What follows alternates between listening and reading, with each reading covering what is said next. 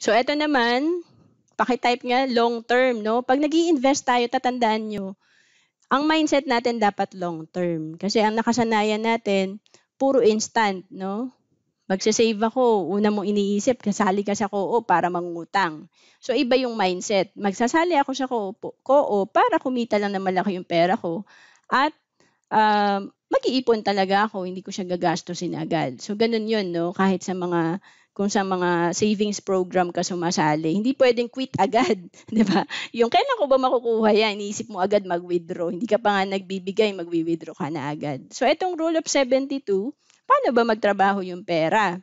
So, may sinabi si Einstein dito, 72 divided by interest rate ng kinikita ng pera mo, makukuha mo yung number of years kung kailan dodoble yung pera mo.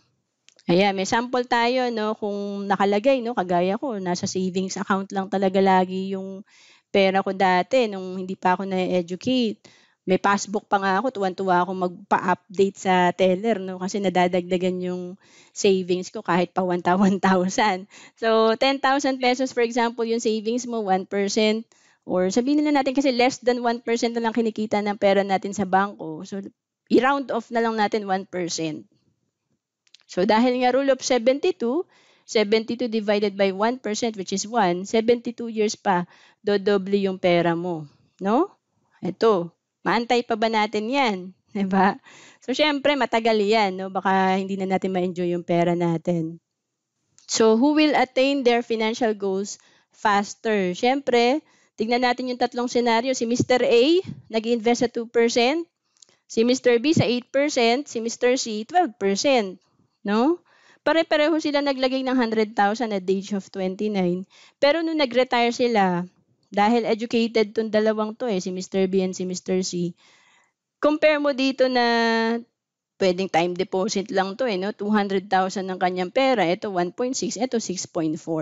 Diba? Laki ng difference. So, paki-type nga natin kung anong gusto natin, A, B, or C. Ayan, no? Sabi dito, people who don't understand how money works, they end up working for money until old age. So siguro kung hindi ako nag-attend ng financial coaching, hindi ako nag-invest ng 6,000 noong 2012 para sa seminar na yon, no? 2 days lang kasi yun Siguro ganito ako, trabaho lang ako ng trabaho, no? Pero dahil guided tayo sa IMG, people who understand how money works, they let money work for them. Yan po yung sikreto ng mga mayayaman.